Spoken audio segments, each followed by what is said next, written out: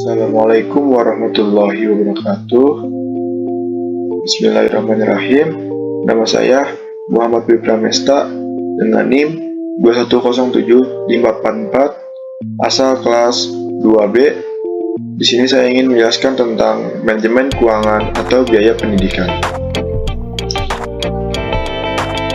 Adapun topik pembahasan yang akan saya bahas yaitu yang pertama ada pengertian manajemen keuangan, yang kedua prinsip pengelolaan dana pendidikan, yang ketiga indikator implementasi manajemen keuangan sekolah, yang keempat tujuan manajemen keuangan pendidikan, yang kelima fungsi manajemen keuangan dalam pendidikan, yang keenam prinsip manajemen keuangan, yang ketujuh urgensi keuangan pada lembaga pendidikan, dan yang terakhir yaitu tahap-tahap manajemen keuangan. Pembahasan yang pertama yaitu tentang pengertian manajemen keuangan. Depdiknas pada tahun 2000 menyatakan bahwa manajemen keuangan merupakan tindakan dalam kepengurusan atau ketatausahaan keuangan yang meliputi pencatatan, perencanaan, pelaksanaan, pertanggungjawaban, dan pelaporan. Selanjutnya, menurut R. Agus Hartono, manajemen keuangan dapat diartikan sebagai manajemen dana, baik yang berkaitan dengan pengalokasian dana dalam berbagai bentuk investasi secara efektif dan efisien, maupun usaha pengumpulan dana untuk pembiayaan investasi atau pembelanjaan secara efisien. Maka dapat disimpulkan bahwa manajemen keuangan pendidikan sebagai rangkaian aktivitas mengatur mengelola keuangan lembaga pendidikan, mulai dari perencanaan, pembukuan, pembelanjaan, pengawasan, dan pertanggungjawaban keuangan lembaga pendidikan. Selanjutnya itu terdapat prinsip pengelolaan dana pendidikan. Yang pertama yaitu ada transparansi. Transparan berarti adanya keterbukaan. Transparan di bidang manajemen berarti adanya keterbukaan dalam mengelola suatu kegiatan. Di lembaga pendidikan, bidang manajemen keuangan yang transparan berarti adanya keterbukaan dalam manajemen keuangan lembaga pendidikan, yaitu keterbukaan sumber keuangan dan jumlahnya, rincian penggunaan, dan pertanggungjawabannya harus jelas sehingga bisa memudahkan pihak-pihak yang berkepentingan untuk mengetahuinya. Transparansi keuangan sangat diperlukan dalam rangka meningkatkan dukungan orang tua, masyarakat, dan pemerintah dalam penyelenggaraan seluruh program pendidikan di sekolah. Di samping itu, transparansi dapat menciptakan kepercayaan timbal balik antara pemerintah, masyarakat, orang tua, siswa, dan warga sekolah melalui penyediaan informasi dan menjamin kemudahan di dalam memperoleh informasi yang akurat dan memadai. Beberapa informasi keuangan yang bebas diketahui oleh semua warga sekolah dan orang tua siswa, misalnya rencana anggaran pendapatan dan belanja sekolah atau RAPBS, bisa ditempel di papan pengumuman di ruang guru atau di depan ruang tata usaha, sehingga bagi siapa saja yang membutuhkan informasi itu dapat dengan mudah mendapatkannya. Orang tua siswa bisa mengetahui berapa jumlah uang yang diterima sekolah dari orang tua siswa dan digunakan untuk apa saja uang itu. Perolehan informasi ini menambah kepercayaan orang tua siswa terhadap sekolah. Yang kedua yaitu terdapat akuntabilitas. Akuntabilitas adalah kondisi seseorang yang dinilai oleh orang lain karena kualitas performansinya dalam menyelesaikan tugas untuk mencapai tujuan yang menjadi tanggung jawabnya. Akuntabilitas di dalam manajemen keuangan berarti penggunaan uang sekolah dapat dipertanggungjawabkan sesuai dengan perencanaan yang telah ditetapkan. Berdasarkan perencanaan yang telah ditetapkan dan peraturan yang berlaku, maka pihak sekolah membelanjakan uang secara bertanggung jawab. Pertanggungjawaban dapat dilakukan kepada orang tua, masyarakat, dan pemerintah. Terdapat 3 pilar utama yang menjadi prasyarat terbangunnya akuntabilitas, yaitu yang pertama, adanya transparansi para penyelenggara sekolah dengan menerima masukan dan mengikutsertakan berbagai komponen dalam mengelola sekolah.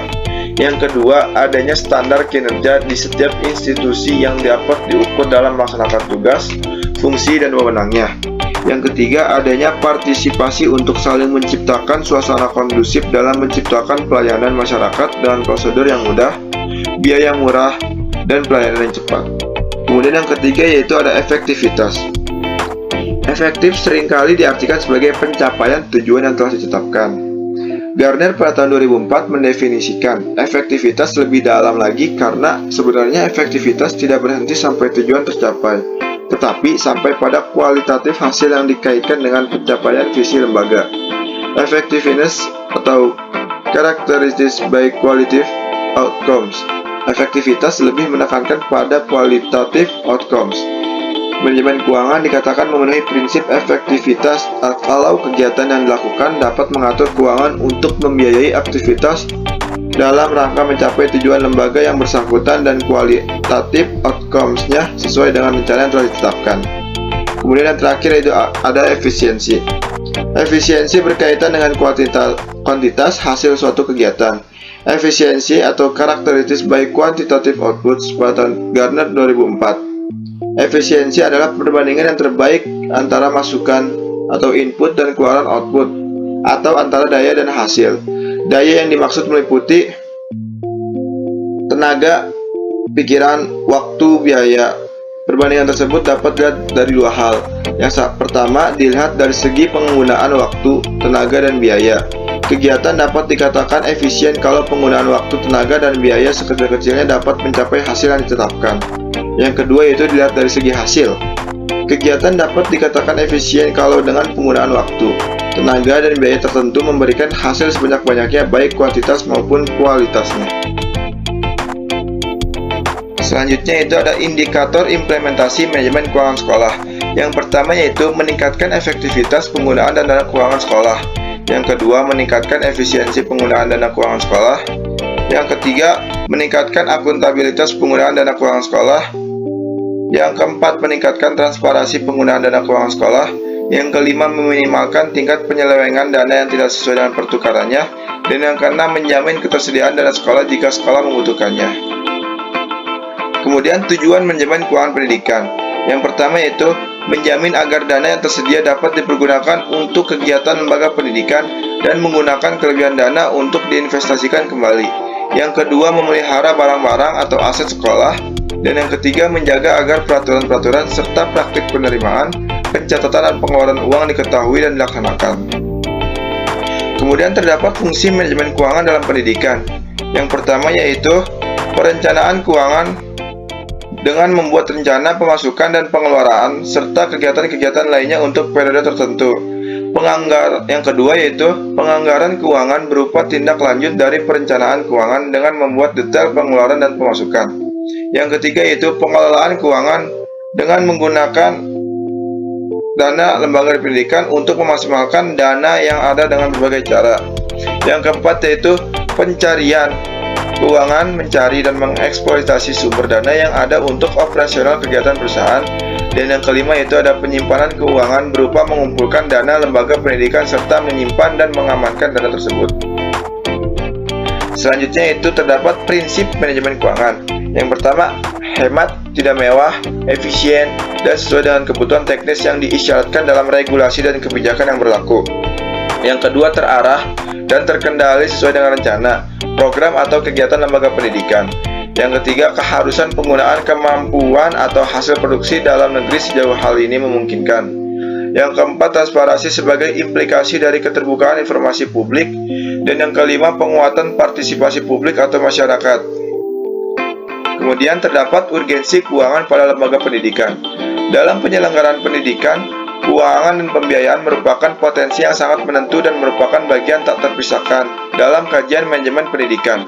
Komponen keuangan pada suatu sekolah merupakan komponen produksi yang menentukan terlaksananya kegiatan belajar mengajar di sekolah bersama dengan komponen-komponen yang lainnya. Kemudian terdapat tahap-tahap manajemen keuangan. Yang pertama yaitu perencanaan, yaitu penyusunan anggaran atau budgeting. Keuangan dan pembiayaan merupakan salah satu sumber daya secara langsung menunjang efektivitas dan efisiensi pengelolaan pendidikan. Hal tersebut terasa lagi dalam implementasi manajemen berbasis sekolah.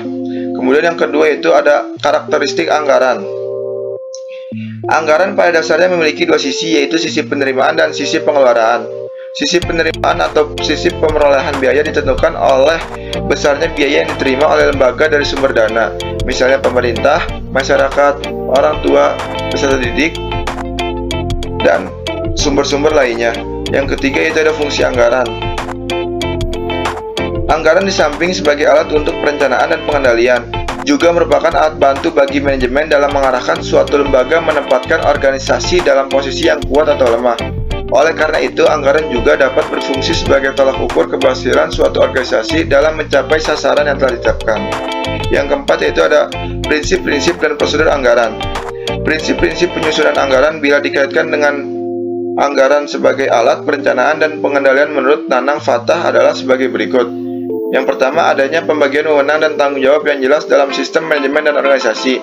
Yang kedua, adanya sistem akuntansi yang memadai dalam melaksanakan anggaran. Yang ketiga, adanya penelitian dan analisa untuk menilai kinerja organisasi. Dan yang keempat, adanya dukungan dari pelaksana mulai dari tingkat atas sampai yang paling bawah. Kemudian yang kelima yaitu ada bentuk-bentuk anggaran. Yang pertama yaitu ada anggaran butir per butir. Yang kedua ada anggaran program. Yang ketiga ada anggaran berdasarkan kinerja atau performance based budget. Dan yang keempat, sistem perencanaan penyusunan program dan penganggaran atau SP4 atau Planning Programming Budgeting System. Kemudian yang keenam yaitu terdapat asas-asas dalam anggaran. Yang pertama yaitu terdapat asas plafon atau anggaran belanja tidak boleh melebihi jumlah tertinggi dari standar yang telah ditentukan. Yang kedua, asas pengeluaran berdasarkan mata anggaran, yaitu pengeluaran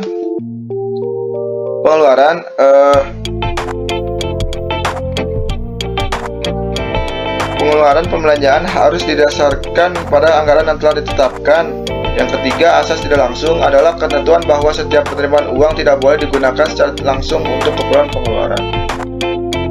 Mungkin cukup sekian dari penjelasan dari saya. Kurang lebihnya mohon maaf. Wassalamualaikum warahmatullahi wabarakatuh.